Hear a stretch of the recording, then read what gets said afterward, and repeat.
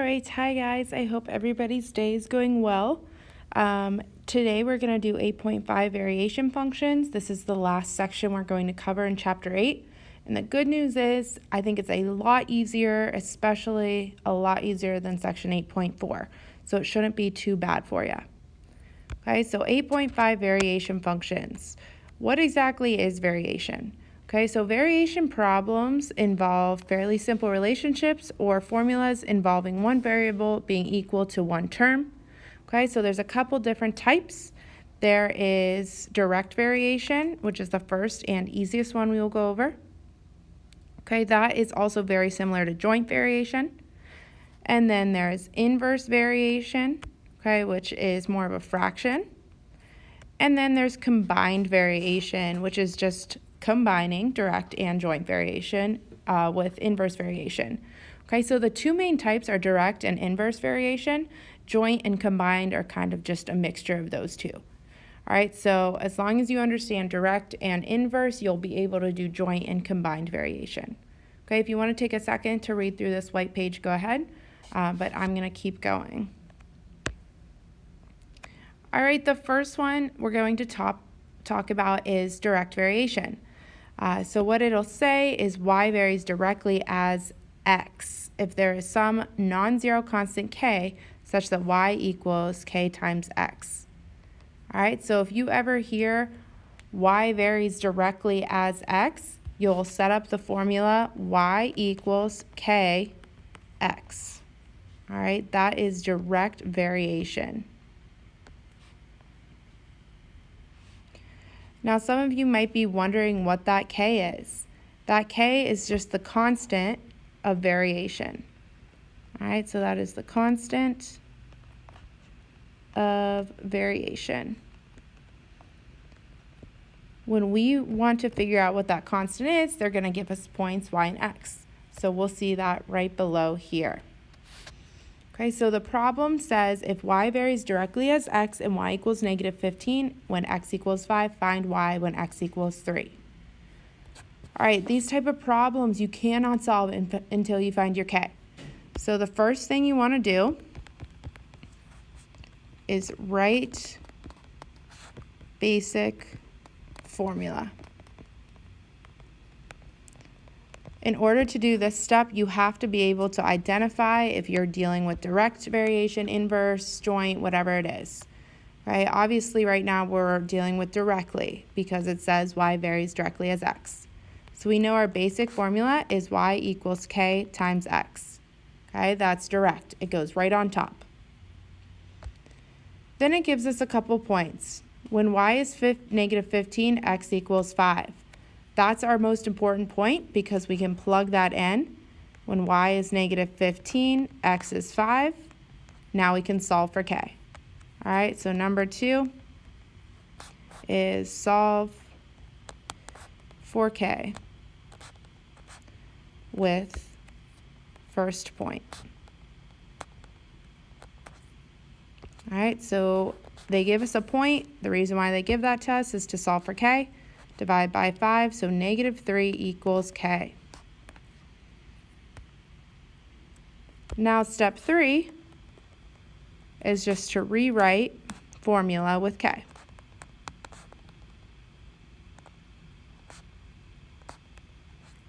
All right, so we had originally this y equals kx. Now that we found negative 3 equals k, we can write y equals negative 3x. And that's our new formula. Now we're happy because we just have y's and x's.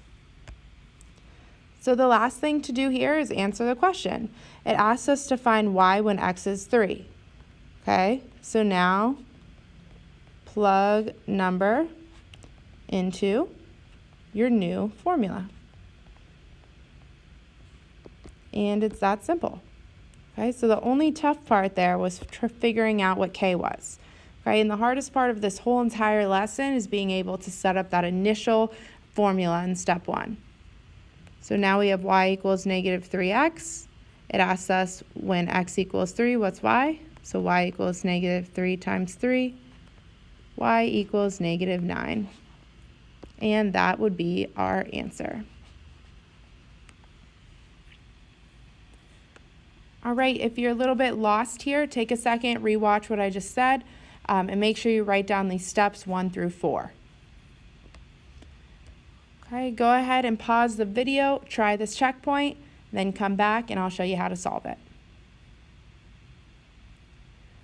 Okay, after you solved it, we should have first set up our equation y equals kx. It tells us that y equals 12 when x is -3. So we get 12 equals k times -3. So -4 equals k. Now we can rewrite our formula. Y equals -4 times x. And we're down to the last step to find y when x equals 7. So y equals -4 times 7. Y equals -28. Okay, if you didn't get that, you should definitely stop and go back through what we've already talked about because it's only going to get a little bit harder. Our next one is joint variation. So jointly just means we have more than one number up top. So if y varies jointly as x and z, we'll set up y equals k times xz. So it's always going to be whatever varies goes on the left, so y varies. Your constant will always go on the right. And then whatever is varying, if it's jointly or directly, that just goes straight on top. And that's going to be your initial formula. All right, so whatever varies always goes on the left. All right, you can go ahead and write that down if you need to. Whatever varies goes on the left.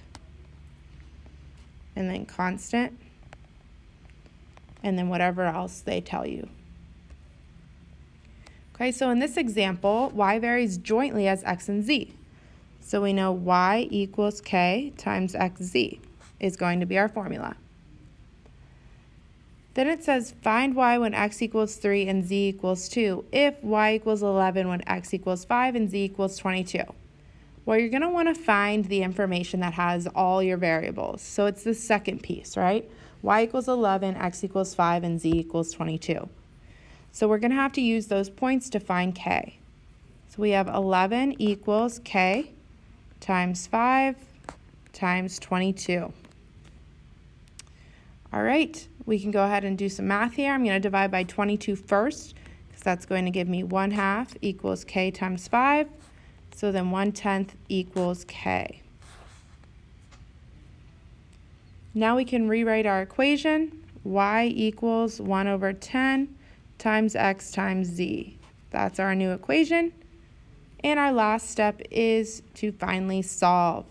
So it asks us to solve for find y when x equals 3 and z equals 2.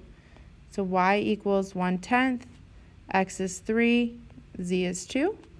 So y equals 6/10, or if we want to reduce, we can divide both by 2 and we get 3/5. So y equals 3/5. And that's your final answer.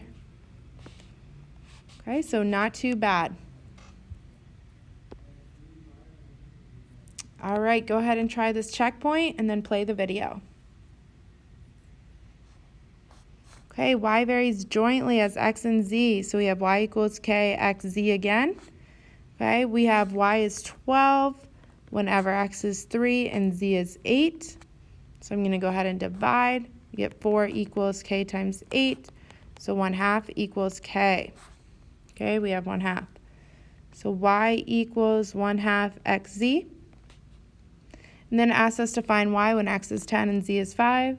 So we have y equals 1/2 times 10 times 5. So we have y equals 25. And we're all done. Again, if you did not get that answer, you're going to want to go back and watch the video again because